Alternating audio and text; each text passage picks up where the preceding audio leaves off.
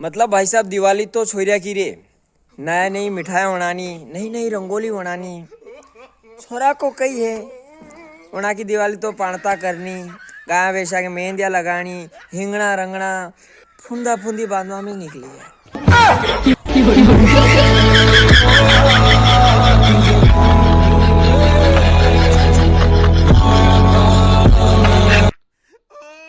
भाई साहब अपने आई 9वीं 10वीं का बालक जनी हिसाब से प्रेम मोहब्बत कर रहा है नहीं, वही हिसाब से पुराना लोग गलत नहीं था जो बाल विवाह करवाई देता।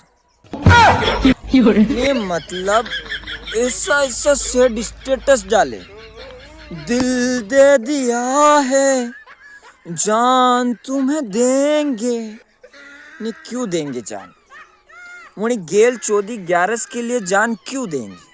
अरे जान देनी है तो देश के लिए दो, देश के लिए। गेल 14-11 के लिए जान देने कई हुएगा, उनके लिए जान देवा के चक्कर में है नहीं और 2 बीघा जमीन वेची काढ़ोगा थी। नहीं सही कही रू जनी स्थिति में फिलहाल थे होनी 9वीं 10वीं में थाने योज बने। बस थोड़ा दिन और फिर तो चारी तरफ जे देखो हुए दमादमी रहेगा।